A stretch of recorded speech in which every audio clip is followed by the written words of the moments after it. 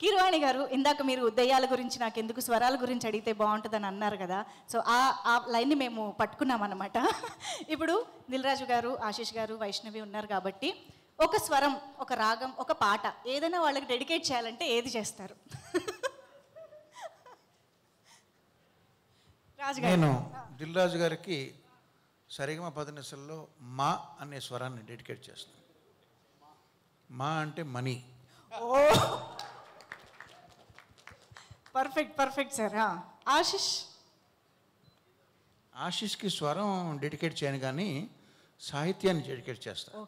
ఎందుకంటే నేను సాని సాలాగా, షాని షాలాగా, షాని షాలాగా పలికే తెలుగు వాళ్ళంటే నాకు కొంచెం ఎక్కువగా ఇష్టం.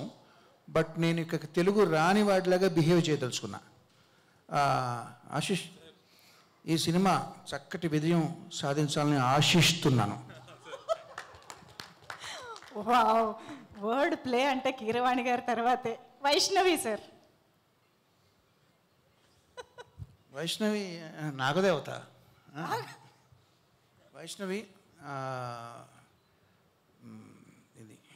ఇది ఏంటి లవ్ మీ ఇఫ్ యూ డేర్తో చాలా చక్కగా నీ నటన పటిమ చూపించావు. So kill me if you లవ్లో ఇంకా నీ విశ్వరూపం చూపిస్తావని, దానికి నేనే మ్యూజిక్ చేయాలని నేను కోరుకుంటున్నాను. ఇదేదో కొత్త న్యూస్ లాగా ఇంట్రెస్టింగ్గా ఉంది ఇది. ఓకే, మేము వెయిట్ చేస్తూ ఉంటాం సార్ ఆ కబురు కోసం. ఎనీవే, సో సార్ ఎందుకంటే నువ్వు అందులో ఇంకొక పాట పాడుతున్నావు కాబట్టి. ఓ ఎస్. సో కీరవాణి గారిని మాట్లాడవలసిందిగా రిక్వెస్ట్ చేస్తున్నాం. సరిగమలు అన్నారు కాబట్టి సరిగమ పదనిసలు తెలియని సంగీత దర్శకుడు ఉంటాడేమో కానీ నాన్ లీనియర్ నేరేషన్ అంటే తెలియనటువంటి డైరెక్టర్ ఉండడు. అటువంటిది అరుణ్ భీమవరపు ఈ సినిమాలో నాన్ లీనియర్ నెరేషన్కి ఒక కొత్త నిర్వచనం, చాలా డీప్గా వెళ్ళిపోయాడు.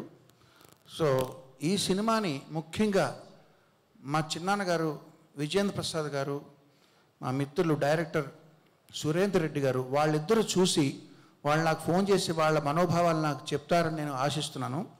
నేను చాలా ఈగర్గా వెయిట్ చేస్తున్నాను. ఎందుకంటే ఒక కొత్త ప్రయోగానికి తెరతీశాడు ఇందులో అరుణ్.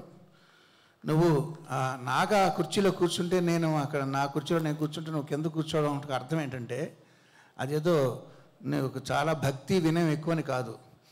ఎప్పుడైతే మీకు నచ్చినట్టు మేము చేయట్లేదు, కాళ్ళు పట్టుకుని లాగేయడానికి వీలుగా కూర్చున్నామని తెలుసు నాకు. But anyway, all the best Arun. Naga, Arun, మీతో జర్నీ సినిమా పక్కన పెడితే ఆ జర్నీ అనేది చాలా ఎంజాయ్ చేసిన జర్నీ అది. ఇందాక అరుణ్ లాంగ్ స్పీచ్లో పసలపూడి గారు, వంశీ గారి కథలు గుర్తొచ్చినాయి. ఆ ఎక్స్పీరియన్స్ అవన్నీ మిస్ అవుతున్నామని చెప్తే నేను కూడా అవన్నీ మిస్ అవుతున్నాను. బట్ మన డిస్కషన్లో మెయిన్ పార్ట్ ఏంటంటే రాజుగారు ఏరి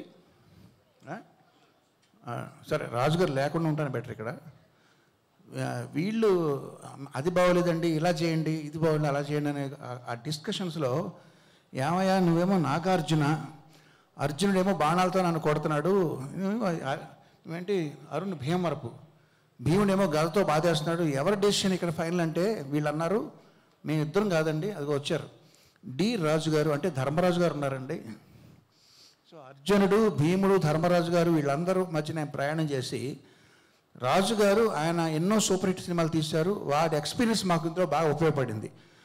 కొన్ని కన్ఫ్యూజన్స్, చిన్న క్లారిటీస్ కావాల్సి వచ్చినప్పుడు లాస్ట్ మినిట్లో 11th అవర్లో వాటిని సరి చేయడంలో ఆయన ప్రొడ్యూసర్గా కాదు డైరెక్టర్గా కూడా ఆయన పాత్ర వహించి ఆయన కర్త కర్మ క్రియగా ఈ సినిమాకి వ్యవహరించారు. ఆల్ ద బెస్ట్ రాజు గారు. మనందరికీ కూడా ఈ సినిమా పేరు తీసుకురావాలని ఆశిస్తున్నాను. Thank you very much. Thank you sir. Thank you so much. Blessed to have you here and blessed to have you in this film as well. Thank you so much. And ఇప్పుడు